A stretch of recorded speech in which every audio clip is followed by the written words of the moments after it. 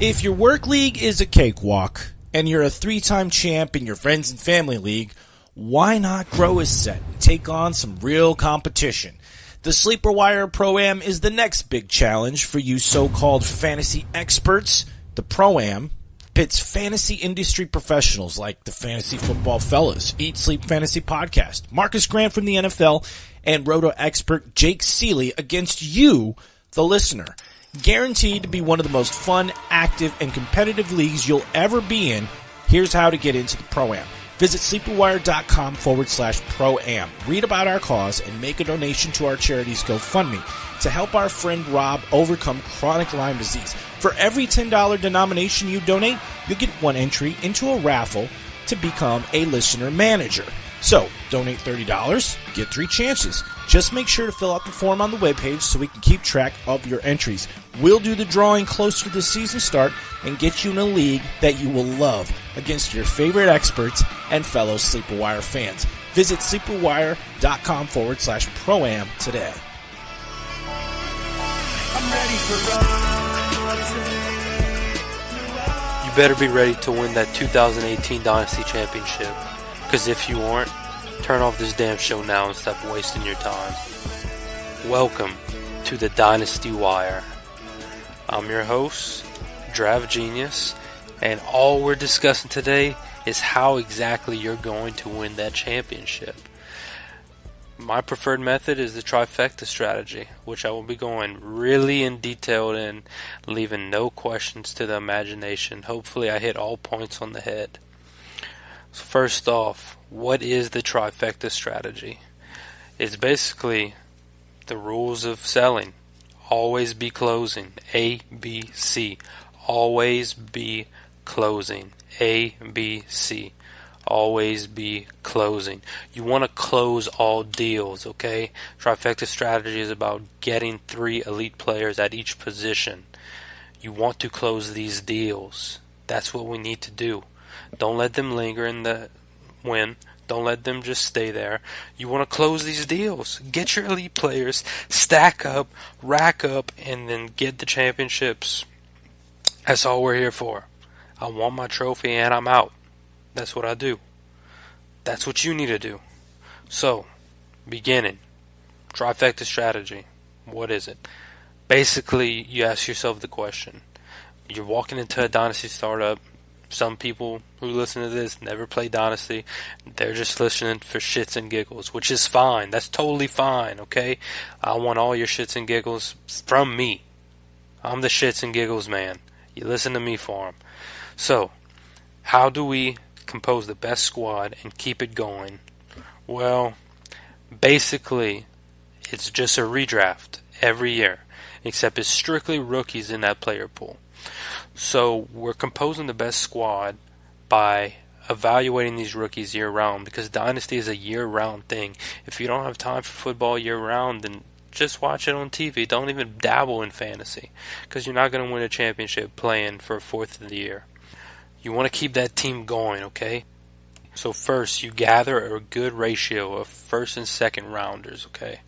A rookie draft consists of 3 rounds all the way to 7 rounds sometimes. Shit, all the way to 10 rounds if you're going really deep and got a practice squad. So you get a good ratio of first and second rounders, whether that's 2 first rounders and a second, a first and 2 seconds, 3 firsts or 3 seconds, or any combination you could think of. You want 3 picks in those first 2 rounds because that's the most prominent rookies. That's the best rookies that you can get. That's the most boom. You saw that rookie hit? He just hit. And it's week 1. That's what we need. We need rookies like that, and you only get them in those first 2 rounds, unless you hit on a miracle like Tariq Cohen was last year, Kareem Hunt for some of you, even Patrick Mahomes last year you got in the late rounds. I think he'll be a top 5 quarterback potentially this season if everything goes according to plan for him. But that's a whole nother show. So after you have the 3 picks in these first 2 rounds, in these rounds you want to target specifically in this order based on scarcity. This isn't saying one position's better than the other to choose. This is just based on scarcity of a draft. What usually tends to go first? You want to target a running back first. Get you one of those elite running backs. There's usually an elite 5 no matter the draft class. You hit running back, then we hit wide receiver, because you know you got to get one of those top tier wideouts. Those are the ones that usually become stars, the ones that go high. Not no Mike Williams, not no Juju. You want that Corey Davis. He might not have hit the first year, but keep him.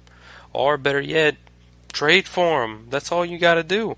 I'd take Corey Davis any day above some of the receivers that are going in the 4th round, because this guy's career in Dynasty is going to be better than some of those immediate contributors in the 4th round who might have an ADP of 8th round next year. Next, I'm going for a QB.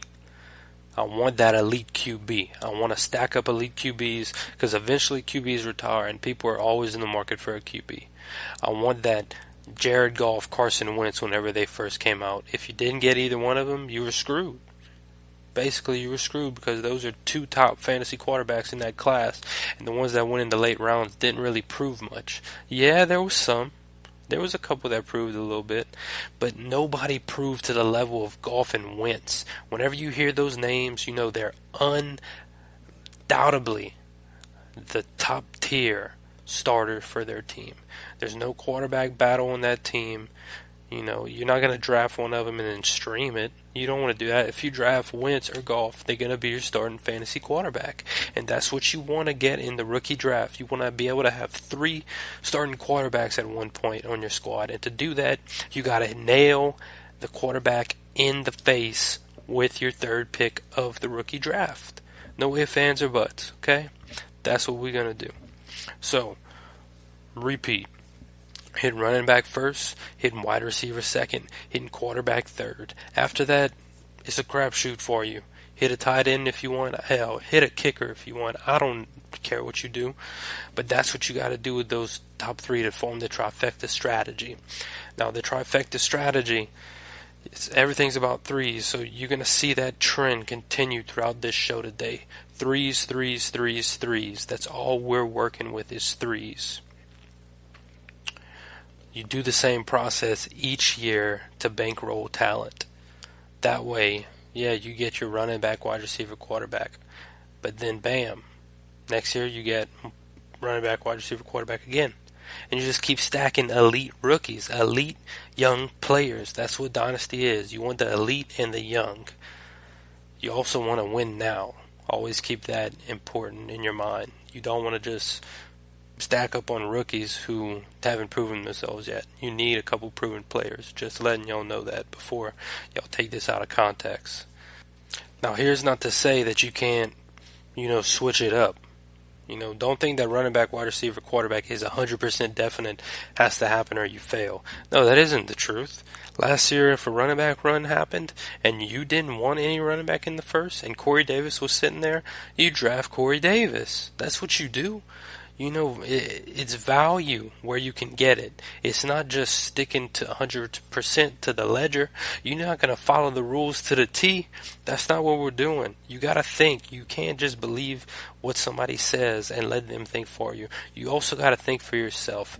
I'm just here to give you my best way at succeeding, and I have 20 plus fantasy championships to prove it. That's what I've done. I've won championships in fantasy.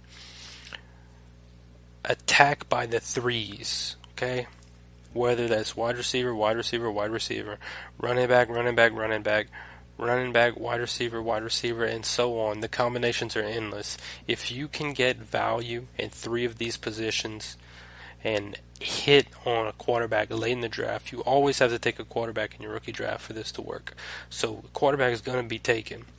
Hit on one at the end of the draft to where, yeah, maybe you got Mitch Trubisky at the end of your draft or something.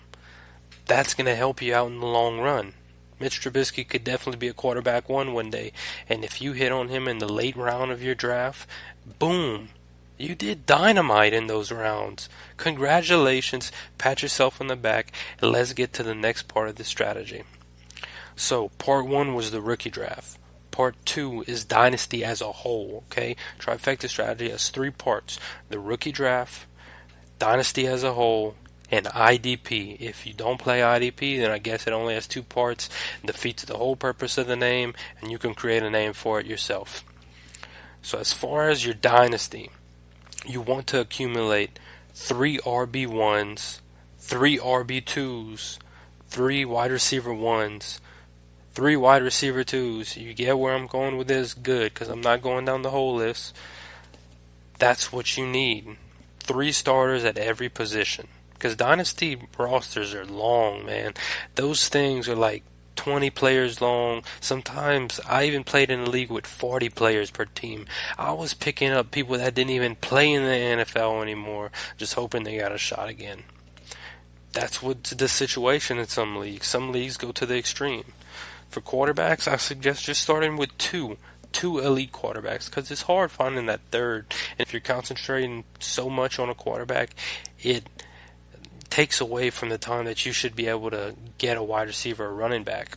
Elite quarterbacks are rare, but they also can be replaced by some scrub off the waiver wires if one of them discovers they have a season-ending injury. Look at Nick Foles and Carson Wentz last year. That's a prime example in front of your face. So, the more elite options you have equal the more trades you can make. I'm going to say it again for the people in the back that did not hear me. More elite options on your team equal more trades. Y'all hear that? That's me making a trade right now. Always be closing. You always have to be willing to improve your team. If that means trading your best player, who's Todd Gurley, for a starter that you're going to have at quarterback, running back, wide receiver, then I might consider that. No player is ever off limits. No player is ever off limits. You have to make every player available. The only exception I have to this is you pick one player, if you have to, on your roster who you like the most, and you just build around that player as if it is a real dynasty. You build around that player, and that's going to be your stud that you're never trading. That's going to be the star of your show. It's going to be the Todd Gurley Redemption Tour. It's going to be the Joe Mixon's fixing up my team. All these corny names revolve around one player who's usually the centerpiece of the team. That's what you got to do if you're really, really that dedicated to one player.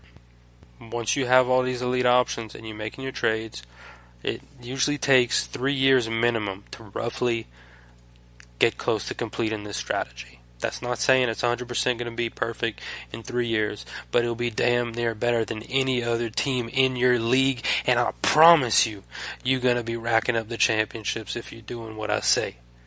I promise. Really. That's the reason for the season. Championships, and that's what we want. In order to get that, the TriFecta strategy gives you the best opportunity and the best win percentage chance to do so. Once you have, after those 3rd years, your rookies, whenever you started, when the 3rd year hits on a rookie, one of them has bound to be broken out already, or they're going to break out in that 3rd year. Get ready to sell. Goes back to always be closing. Okay?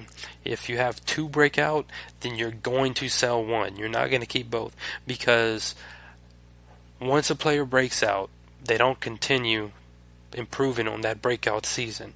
One of them usually hits a little slump, and you want to sell the highest possible on the right player. Choosing the right player can be very, very tricky.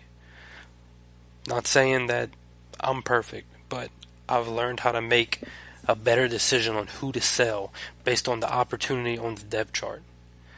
Say Dez Bryant goes to the Titans this season, for example, and Corey Davis this season has a great year, does awesome. But Dez Bryant also has a great year and does awesome. They signed Dez to a 3-year extension. Dez is their main target after this year. You see him go this year, say he catches 90 balls and Corey Davis catches 70. Just because Marcus Mariota doesn't really throw to Corey Davis in some situations this year.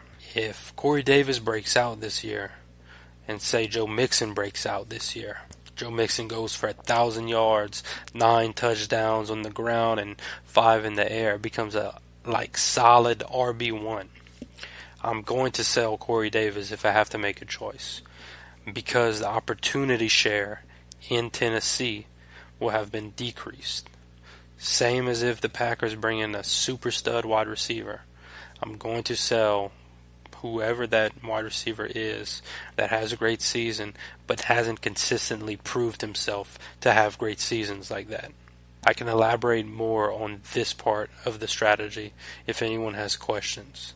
All you have to do is message me on Twitter at DraftGenius or at LADraftGenius, and message me on SleeperBot at SWDraftGenius. All one word. So, we got our 3 rookies. This is our 3rd year breakout. We just sold one. Why are we selling them? Because we want to accumulate more talent to improve our roster in other positions. If we have multiple successful players at one position and we're lacking big time at another, we need to sell one of those to improve the other position, whether it's a little bit slight upgrade or whether it's a big upgrade. Sometimes sacrifices are what help you get to the golden finish line. I say golden finish line because I like my trophies in gold. You should too. You also want to get more picks. The more picks you have in a draft, the more moves you can make, the more opportunity you have to move up. You can accumulate a bunch of picks and group them all together to look like a great package and pull a smart theft out right there and get a high pick. Just the other day, I saw the 108, the 110, the 112, and the 203 go for 101. I want Barkley over any other player I'm taking at any of those picks. So that trade didn't make sense, but I saw how they tricked the other person. That's what you can do to your advantage in the trifecta strategy. Part 3 is IDP, individual defensive player. If you don't like IDPs, skip ahead. There's going to be another part to this podcast. For those of us that do like IDPs and a good challenge, the IDP trifecta strategy part consists of let's start at the beginning. You only start 3 positions in IDP. Worldly, that's all we really start. 3 positions. You got your DBs at the top of the field, you got your LBs in the middle of the field, and your D-line close to the line of scrimmage in a real football setting. Those are the 3 position groups that you start in IDP. DBs, LBs, and D linemen. So defensive backs, linebackers, and defensive linemen. You need to be sure to have one elite player at all of these positions. Whether that's Luke Kuechly, DeMarcus Lawrence, and Jordan Poyer, whether that's whoever you consider elite. As long as they are consistently in the top 5 in points, whatever your league settings are, you need to make sure they're in the top 5 in points. Because if you can't, then they're not elite. And I won't consider them elite. So you shouldn't either. You want one elite player in all of these positions. Defensive back, linebacker, and defensive lineman. I can't say it enough because people are like, what? Where do I want elite players? Huh? I just said it 3 or 4 times. Rewind, listen again if you have to get it through your head. Once you get these elite players in these positions, one elite player is going to equal 2 good players production. So you can slowly build your IDP roster. You can slowly build by drafting high drafted rookies who will impact immediately. If you didn't understand what I just said, here's an example. Derwin James is coming out of this draft, okay? Probably the most versatile along with Minkah Fitzpatrick. Derwin James will contribute right away to whatever team he gets drafted to. You want to draft him in IDP because he's going to have the best opportunity to impact fast. That means you will have the best opportunity to sell high on him. Say he has a terrific season, 8 picks, 80 tackles, and he's playing safety. That's really good for a safety. You're going to go and you're going to sell high on him. Yeah, he might get better, but 90% of the time he gets worse. Players get worse after their rookie season. That's just a fact. Look it up. So we're selling Derwin James, right? What are we selling him for? Well, I'm selling him for an elite IDP player who's already proven himself. Because why not? I want a proven commodity over a one-hit wonder any day of the week. So after we do this, we start slowly gathering one elite IDP player each year per position. And this will successfully form our IDP trifecta. That's all we want to do is form this IDP trifecta. Because that way you can bet on your top 3 positions winning it all. That's the whole point of a trifecta bet, right? betting on the top 3 finishers. Well, if you can have the top 3 finishers on your team every year, that means you win. No matter what. If you have the top 3 players every year on your squad, you win. Because you can't beat numbers. You can't beat having the top 3 players. If you do the strategy right, you'll eventually have the top 6 players or the top 9 players, depending on how deep your roster is and with IDPs added. That means that you are the championship. You are the undisputed champion. You are numero uno. You are the prime dime of the bunch. I don't know how else to say it. I'm confident that this strategy will work for you. You just have to keep listening, keep delving into the details, and keep on winning. That's the motto. Trifecta strategy makes you keep on winning. I'm going for the gold. You should too. There's no point in playing fantasy if you're not playing to win this year. Yeah, you might look at it as being a long run, but even the rebuilding teams are in a win now mode. You want to win now, because why waste the whole year? Oh, well, I'm not wasting a year if I'm rebuilding. Yeah, you are. You can rebuild while winning. I do it. I know tons of people that do it. Even teams that win the Super Bowl are doing it. Some of them are in rebuilding years, and then bam, they're in the Super Bowl, or bam, they're in the playoffs while they're rebuilding. So don't tell me you can't rebuild while winning. That was the IDP strategy. A short little 20-minute summary going into the details of it. If you have any questions, again, message me on SleeperBot at SWDraftGenius, or on Twitter at DraftGenius, or at LADraftGenius. Depending on when you listen to this, my Twitter handle might be different. So, last week's episode, producer Steve kind of gave y'all a rundown and kind of interviewed me on how this show would be handled. This is a special episode just because we got a lot of love for the last one. I felt like a lot of y'all deserve this, and I felt like I could provide y'all with a lot more info on the trifecta strategy because I explained it vaguely last episode.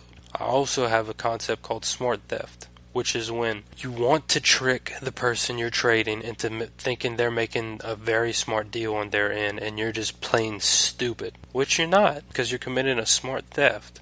You're robbing a bank the smart way. You're robbing a team the smart way. This is a great way to take down the powerhouses in your league. You want to use smart theft on them.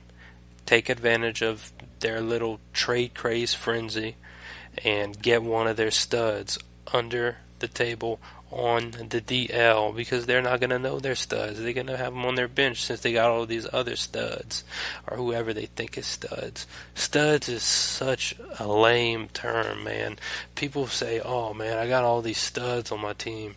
Yeah, Sammy Watkins, Tyreek Hill, Kelvin Benjamin. You mean the boom or bust bunch? Is that what you're talking about? Are you talking about the boom and bust bunch? Because the boom and bust bunch, they either boom or they bust. Or they either boom and they bust. Right on you the next week. And you're stuck saying, how did I end up in this situation? Well, you don't have consistent studs. Smart theft is all about getting those consistent studs. Last week it was Alex Collins. This week I was going to tackle one wide receiver. I had a recommendation from a buddy on SleeperBot that he wanted me to touch on wide receiver. I said, you know what? This dude's cool. I'm going to do 2 wide receivers for the dude because, hey, I'm a nice guy, and I think that this could be very, very helpful for all of you making trades this offseason or having drafts coming up this season. These are players you can get at a value who will return higher than the expected value they already have. Versus being Corey Davis. So Corey Davis was a consensus first-round dynasty pick in the rookie draft last year. In redraft, he went as high as 4th round in some places, and in dynasty leagues, he went as high as 3rd rounds in some drafts. That's insane for a receiver who hasn't proven himself. Corey Davis posted a stat line of 34 receptions, 375 yards, and 0 touchdowns in 11 games. That's basically on pace, which I hate the term on pace. Just using this for all you on-pace lovers. Basically, he would be on pace for 500-something yards and 0 touchdowns still, which is not saying anything at all. So, why is his value so attainable? Exactly this. He played like he was the 4th best wide receiver on a team. That's what 4th best wide receivers get. These are not good numbers. I think even Seth Roberts had a better season than him. Could be mistaken. I'm sorry if I'm wrong on that.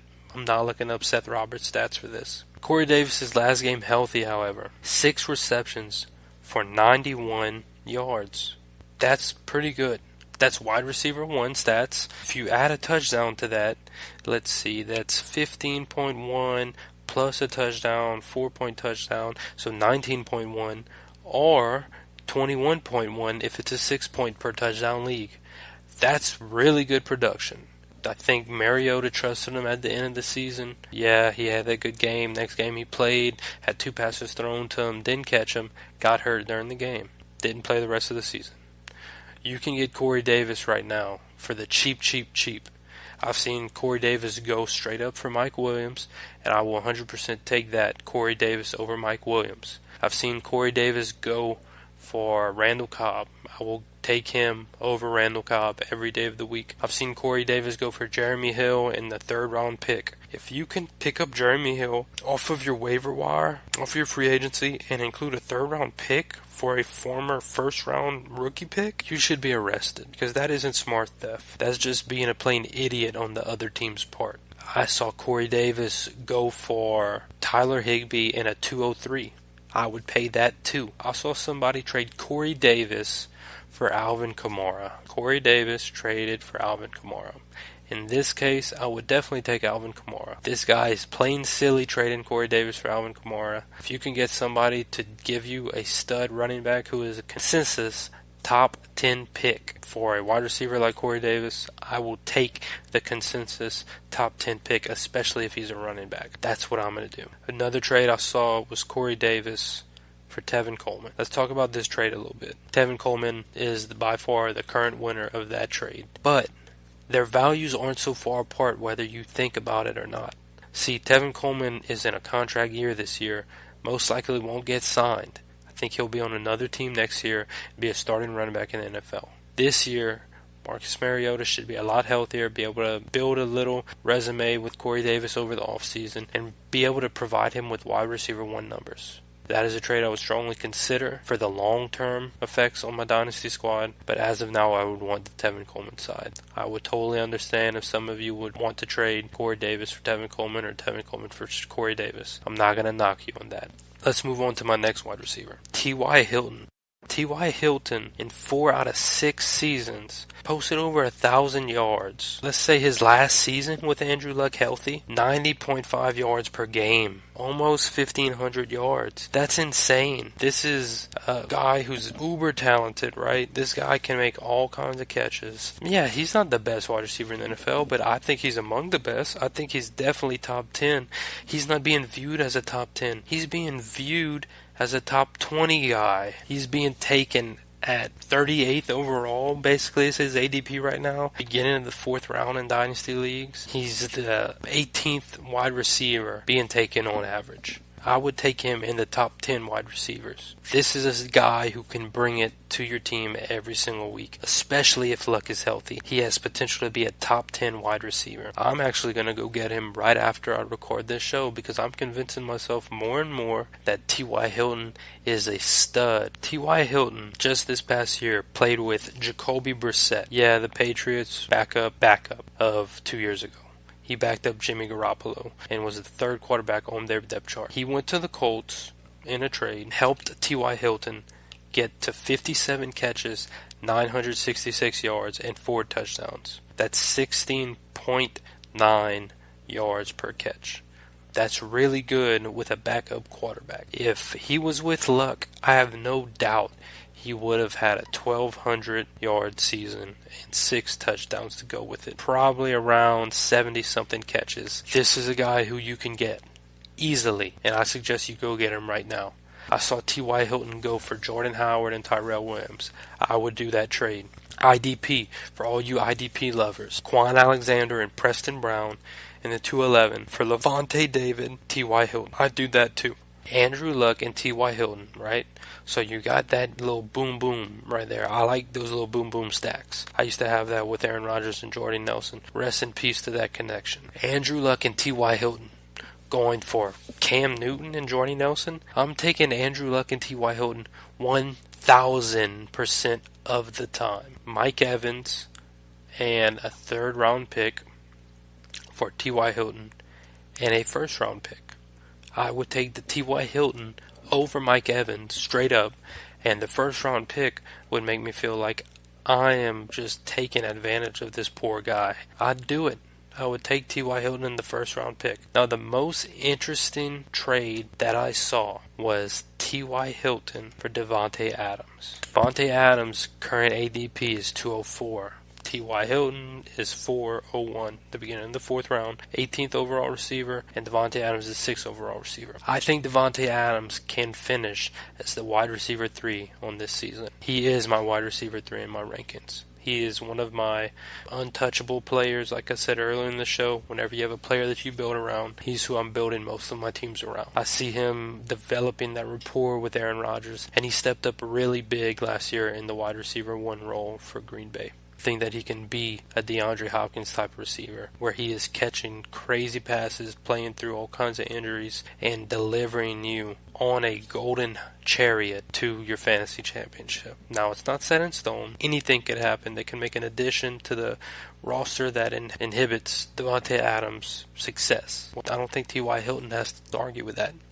T.Y. Hilton is no doubt going to be the wide receiver 1 on his team no matter what happened. They just got rid of Dante Moncrief. They don't really have anybody but T.Y. Hilton, so he will get the greatest share of targets on the team. Maybe sees a season high in targets. Maybe he sees a career high in targets. This is going to be his year. So I would go both ways on that trade. I'm personally taking Davante Adams, but then again, if you rather T.Y. Hilton over Davante Adams, I cannot knock you at all. You're making a good decision with either one of these guys. T.Y. Hilton can be had for Alshon Jeffrey, Doug Baldwin, Demaryius Thomas, Jarvis Landry, who I advise trading now because his stock will never be higher than this, and Josh Gordon. I would rather T.Y. Hilton over Josh Gordon. I would rather T.Y. Hilton over Tyreek Hill. I would rather T.Y. Hilton over Keenan Allen. T.Y. Hilton doesn't have the injuries concern even close to Keenan Allen. Get him while you can. T.Y. Hilton is the man. So basically a rundown, right? I'm going to give y'all a rundown so y'all don't have to go all the way to the beginning. Trifecta strategy. What is it? Part 1 is the rookie draft. Part 2 is dynasty. Part 3 is IDP. You want to attack by the threes. Get 3 positions in your rookie draft in the first 2 rounds. Whether it's running back, wide receiver, quarterback. Just get 3 of those and make sure that you touch on whatever position you'll touch in the first 3 rounds as soon as you can. Next, you want 3 starters for each position. 3 RB1s, 3 RB2s, 3 wide receiver 1s, and so on. That's what you want. Even if it's you start 2 running backs, 3 wide receivers, and 2 flex. You want to have 3 potential starters for each of those positions. You don't want to have to double dip in your starters for multiple positions. It takes around 3 years, so you have to be patient, but I promise you, give you my word, this pays off. Learn when to sell. It's more of a feeling out process and doing your research. We're going to be putting out a special little something for all of the listeners, and it's going to have all of my research in it. I'm giving you this to succeed in all of your endeavors in your Dynasty Leagues. I'm giving you this because you can use it to trump all of your opponents in your league. And there is nothing that makes me happier than you succeeding using the trifecta strategy. Because I know I can succeed using it. Now I want to share the wealth with everybody else. Call me Robin Hood, but I hate seeing those powerhouses that win every year basically not having any football knowledge at all and getting lucky. On to the IDP part. You've got to get an elite player at defensive line, linebacker, and defensive back. Some that I recommend are Kuechly, Jordan Poyer, who's very cheap, DeMarcus Lawrence, who's very cheap. I like Kuechly. If you can't get Kuechly, get Anthony Hitchens, who is my IDP Sleeper of the Year. You can also get all kinds of little players from free agency. So don't worry if you cannot get an elite player instantly at linebacker. It's the most broad spectrum of players in IDP, and you can basically find one from just streaming. You'll stumble upon a diamond in the rough. After this, you want to draft high drafted rookies who will impact the game immediately. Bradley Chubb, Derwin James, Marcus Davenport, Minkah Fitzpatrick, and even Mike Hughes are all players that I would get in this year's rookie draft towards the late rounds for this. This is the best bet on you having the top 3 positions on a roster. That's what you need to do. Smart Thefts or Corey Davidson, T.Y. Hilton. Look back in the show for possible trade scenarios that you might be able to do with your squad. That's all I got for you today. There's going to be another show this week, and we have a lot more to come. So get ready for the crazy, fun off-season. Enjoy your day. And remember, always be closing to get that championship with a TriFecta strategy.